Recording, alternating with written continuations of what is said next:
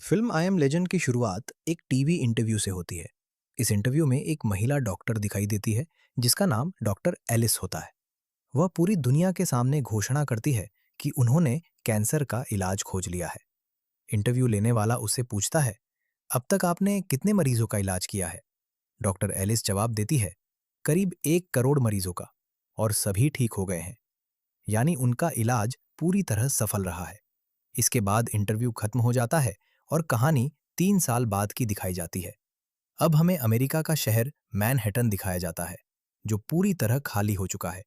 सड़कों पर बहुत सारी गाड़ियां खड़ी हैं, लेकिन वहां कोई इंसान नजर नहीं आता। इमारतें भी खाली पड़ी हैं और पूरा शहर वीरान हो चुका है। इसी दौरान एक लाल रंग की स्पोर्ट्स कार तेज रफ्तार से आती हुई दिखाई देती है। उस कार में फिल्म का मुख्य किरदार विल स्मिथ अपने कुत्ते के साथ बैठा होता है। वे दोनों एक हिरन का शिकार करने की कोशिश कर रहे होते हैं। हिरन तेजी से भाग रहा होता है और वे उसका पीछा कर रहे होते हैं। काफी देर तक पीछा करने के बाद जब वे हिरन को पकड़ने वाले ही होते हैं, तभी अचानक एक शेरनी आ जाती है। वह हिरन को पकड़कर मार देती है। विल स्मिथ चाहता तो शेरनी को मारकर हिरन वापस ले सकता था, लेकिन तभी शाम होने लगती है और उसकी घड़ी का अलार्म बज जाता है। ये अलार्म इसलिए लगाया गया था ताकि वह हर हालत में शाम होने से पहले घर पहुंच जाए। असल में शहर में अब इंसान नहीं बचे थे, लेकिन वहां कई खतरनाक म्यूटेंट मौजूद थे। इस फिल्म में इन म्यूटेंट्स को डार्क सीकर्स कहा गया है। ये डार्क सीकर्स सिर्फ रात में बाहर निकलते हैं, क्योंकि वे सूरज की रोशनी को सहन नहीं कर सकते। इसी वजह से अलार्म बजते ही विल स्मिथ सब कुछ छोड़कर घर की तरफ वापस लौट जाता है। घर पहुंचने के बाद वह अपने कुत्ते के साथ खाना खाता है और फिर पूरे घर को अच्छी तरह बंद कर देता है। सभी दरवाजे लॉक कर दिए जाते हैं और सारी लाइट्स बंद कर दी जाती हैं, ताकि डार्क सीकर्स को पता न चल सके कि घर के अंदर कोई मौजूद है। विल स्मिथ अपने कुत्ते से बहुत प्यार करता है। दोनों एक ही बाथटब में सोते हैं। रात के समय बाहर कई डार्क सीकर्स की आवाजें सुनाई देती हैं। इसके बाद कहानी फ्लैशबैक में चली जाती है। फ्लैशबैक में हमें विल स्मिथ अपने परिवार के साथ दिखाई देता है। वह अपनी पत्नी और बेटी को एयरपोर्ट छोड़ने जा रहा होता है। रास्ते में वो अपनी पत्नी से कहता है कि कम से कम 2 हफ्तों का खाना पहले से तैयार कर लो और एटीएम से पैसे निकालकर अपने पास रख लो। वह यह भी बताता है कि 1 घंटे के अंदर सेना इस पूरे इलाके को सील करने वाली है। ये सुनकर उसकी पत्नी घबरा जाती है और पूछती है कि क्या यह वायरस हवा के जरिए फैल रहा है। विल स्मिथ को इसके बारे में पूरी जानकारी नहीं होती, लेकिन वह कहता है कि शायद ऐसा ही हो। जब वे एयरपोर्ट पहुंचते हैं तो वहां भारी भीड़ होती है, क्योंकि हर कोई शहर छोड़कर सुरक्षित जगह जाना चाहता है। लेकिन एयरपोर्ट की सुरक्षा टीम सिर्फ उन्हीं लोगों को जाने दे रही होती है जो संक्रमित नहीं है। इसके लिए वे एक खास मशीन का इस्तेमाल करते हैं, जो ये जांचती है कि कोई व्यक्ति वायरस से संक्रमित है या नहीं। पहले विल स्मिथ की बेटी उस मशीन से गुजरती है और वह सुरक्षित निकल जाती है। लेकिन जब उसकी पत्नी की जांच होती है तो मशीन बताती है कि वह संक्रमित है। इसलिए सुरक्षा अधिकारी उसे जाने से रोक देते हैं। विल स्मिथ एक वरिष्ठ अधिकारी होता है, इसलिए वह उनसे कहता है कि उसकी पत्नी की दोबारा जांच की जाए। दूसरी बार जांच करने पर मशीन दिखाती है कि उसकी पत्नी संक्रमित नहीं है, इसलिए अब उसे जाने की अनुमति मिल जाती है। विल स्मिथ के पद की वजह से उसके परिवार के लिए एक हेलीकॉप्टर की व्यवस्था की जाती है। लेकिन तभी आसमान में एक भयानक हादसा हो जाता है।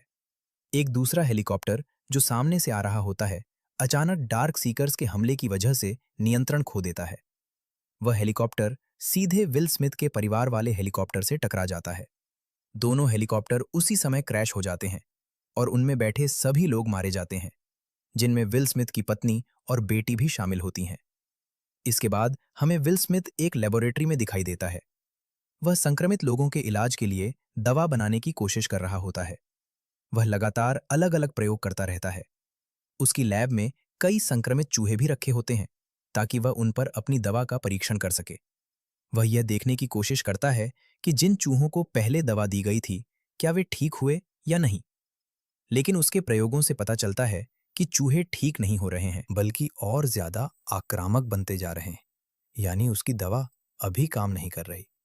इसी दौरान उसकी नजर एक ऐसे चूहे पर पड़ती है जो बाकी चूहों की तरह आक्रामक नहीं होता और शांत बैठा होता है। विल स्मिथ को लगता है कि शायद उसकी दवा उसी चूहे पर असर कर गई है। विल स्मिथ ये देखकर हैरान हो जाता है कि वो चूहा किसी तरह की प्रतिक्रिया नहीं दे रहा। उसे लगता है कि शायद दवा उस पर असर कर रही है। इसलिए वो तय करता है कि अब मानवों पर प्रयोग करने का समय आ गया है, ताकि संक्रमित लोगों को बचाया जा सके।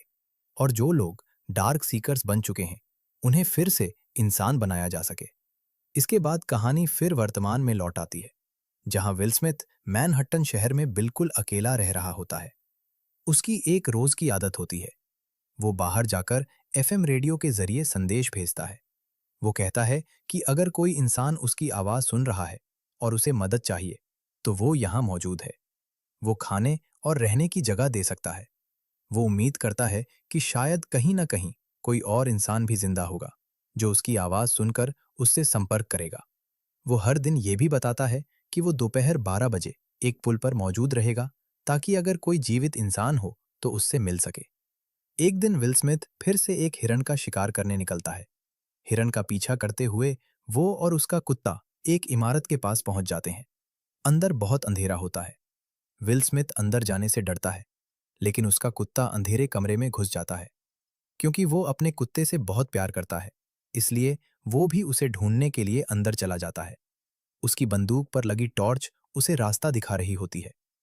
थोड़ी देर बाद उसे अपना कुत्ता मिल जाता है और वो उसे वापस घर चलने के लिए कहता है, लेकिन उसका कुत्ता बहुत डरा हुआ होता है। तभी विल स्मिथ को कमरे में कुछ आवाजें सुनाई देती हैं। जब वो चारों तरफ देखता है, तो उसे डार्क सीकर्स, यानी वे म्यूटेंट दिखाई देते हैं। हमला होने से पहले ही विल स्मिथ उन पर गोलियां चला देता है। वो अपने कुत्ते को लेकर वहां से भागने लगता है।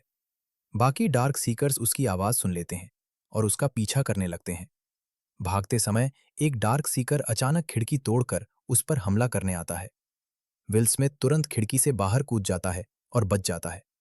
खिड़की टूटने के बाद अंदर रोशनी आ जाती है और रोशनी पड़ते ही वो डार्क सीकर मर जाता है। क्योंकि जैसा पहले बताया गया था, डार्क सीकर्स सूरज की रोशनी को सहन नहीं कर सकते और दिन में बाहर नहीं निकलते। ये देखकर विल स्मिथ को एक नई उम्मीद मिलती है। उसे पता चल जाता है कि डार्क सीकर्स वास्तव में मौजूद हैं और वो उनमें से एक को पकड़कर उस पर दवा का परीक्षण करना चाहता है। वो सोचता है कि अगर वो उन पर प्रयोग करेगा तो शायद जल्दी ही दवा बना सके और उन्हें फिर से इंसान बना सके। इसके लिए वो एक जाल तैयार करता है, ताकि किसी डार्क सीकर को पकड़ सके। वो अपने कुत्ते को कार में रहने के लिए कहता है, ताकि उसे संक्रमण का खतरा ना हो। विल स्मिथ खुद को लेकर ज्यादा चिंता नहीं करता, क्योंकि वो रोज दवा की खुराक लेता रहता है, ताकि वो संक्रमित न हो। आखिरकार उसका जाल काम कर जाता है और एक डार्क सीकर उसमें फंस जाता है। अब वो पूरी तरह विल स्मिथ के नियंत्रण में होता है। लेकिन तभी उसी अंधेरी इमारत की खिड़की से एक दूसरा म्यूटेंट दिखाई देता है। वो जोर जोर से चिल्लाने लगता है, जैसे वो बदला लेना चाहता हो। विल स्मिथ पकड़े हुए डार्क सीकर को अपनी लैब में ले जाता है और उसी दवा का इस्तेमाल करता है जो उसने उस चूहे पर इस्तेमाल की थी। वो देखता है कि डार्क सीकर की सांस धीमी होने लगती है और उसकी दिल की धड़कन भी कम होने लगती है। उसे लगता है कि शायद दवा काम कर रही है। लेकिन अचानक वो म्यूटेंट जाग जाता है, जोर से चिल्लाता है और फिर बेहोश हो जाता है। इससे विल स्मिथ निराश हो जाता है, क्योंकि इलाज पूरी तरह सफल नहीं हुआ।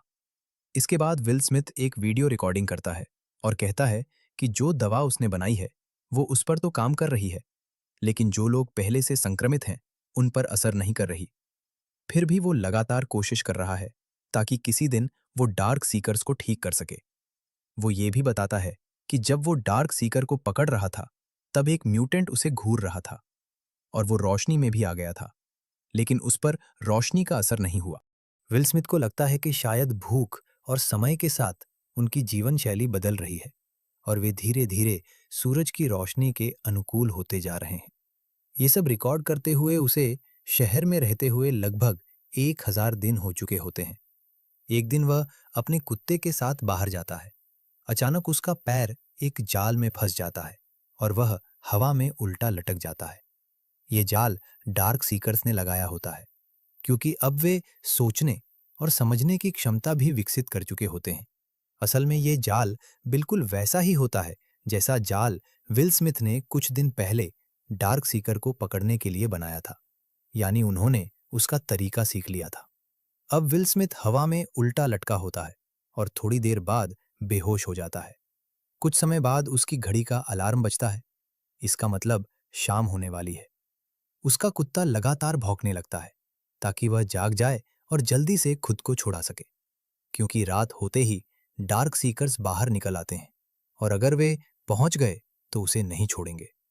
विल स्मिथ होश में आता है, जेब से चाकू निकालता है और रस्सी काट देता है ताकि खुद को आजाद कर सके। जब विल स्मिथ रस्सी काट कर नीचे गिरता है तो गिरते समय रस्सी उसके पैरों में घुस जाती है और उसे गंभीर चोट लगती है। वह किसी तरह अपने कुत्ते के साथ कार तक पहुंचता है। तभी वही डार्क सीकर दिखाई देता है जो पहले रोशनी में भी नजर आया था। उसके साथ दो संक्रमित कुत्ते भी होते हैं। वह अपने कुत्तों को हमला करने का इशारा करता है। विल स्मिथ उन दोनों संक्रमित कुत्तों को मार देता है, लेकिन उनमें से एक कुत्ता उसके अपने कुत्ते को काट लेता है। वह अपने कुत्ते को लेकर घर लौटता है और उसे बचाने के लिए कई प्रयोग करता है, लेकिन कोई भी इलाज काम नहीं करता। अंत में वह रोने लगता है और बहुत दुख के साथ अपने कुत्ते की गर्दन मोड़कर उसे मार देता है ताकि उसे और दर्द न सहना पड़े। ये कहानी का सबसे दुखद पल होता है, क्योंकि अब शहर में वह पूरी तरह अकेला रह जाता है। अपने कुत्ते की मौत के बाद विल स्मिथ पूरी तरह टूट जाता है। अब वह दिन में बाहर नहीं निकलता, बल्कि रात में निकलता है ताकि जितने भी डार्क सीकर्स मिलें उन्हें मार सके। वह अपनी कार तेजी से चलाते हुए सड़क पर दिखाई देने वाले डार्क सीकर्स को टक्कर मारता जाता है। इसी दौरान उसका नियंत्रण खो जाता है और उसकी कार का एक्सीडेंट हो जाता है।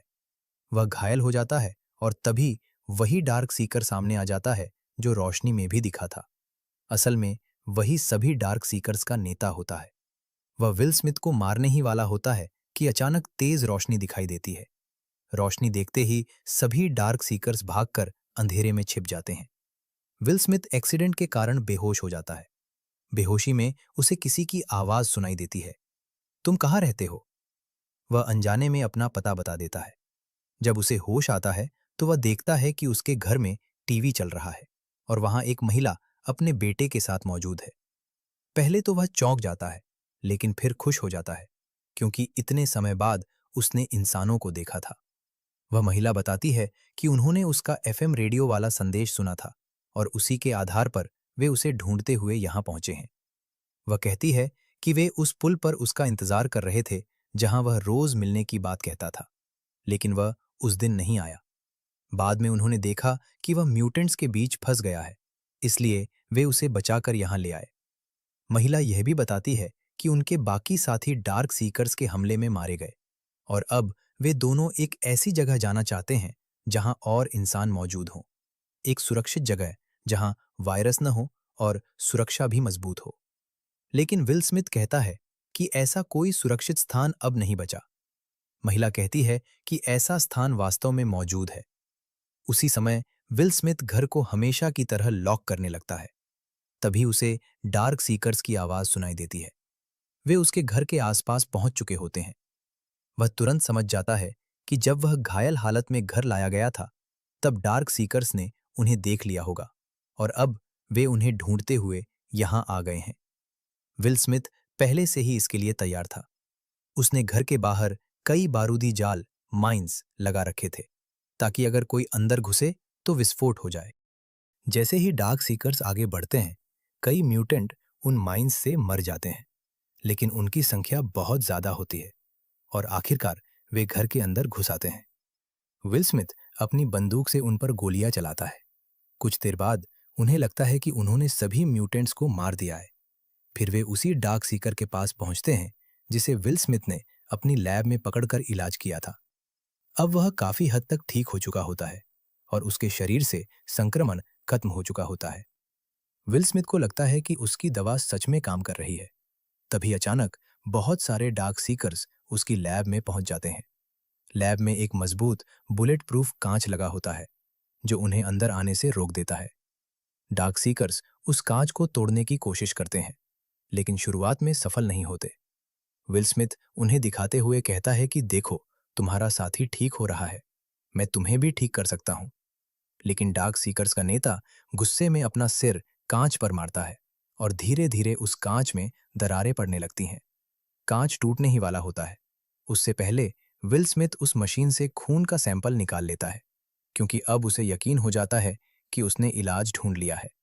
वह उस महिला को एक सुरक्षित चैम्बर में भेजता है और उसे वह सैंपल देते हुए कहता है कि जब वह सुरक्षित जगह पहुंचे तो यह सैंपल वहां के लोगों को दे दे, क्योंकि यही इलाज है।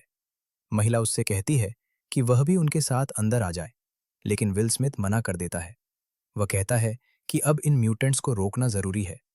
इसके बाद वह एक दराज खोलता है, उसमें से एक हैंड ग्रेनेड निकालता है और डार्क सीकर्स की तरफ बढ़ जाता है। जैसे ही वे उसके पास आते हैं, वह ग्रेनेड सक्रिय कर देता है। एक जोरदार विस्फोट होता है और उस धमाके में विल स्मिथ और सभी डार्क सीकर्स मर जाते हैं। यह फिल्म का सबसे भावुक पल होता है, क्योंकि वह पूरी मानवता को बचाने के लिए अपनी जान दे देता है।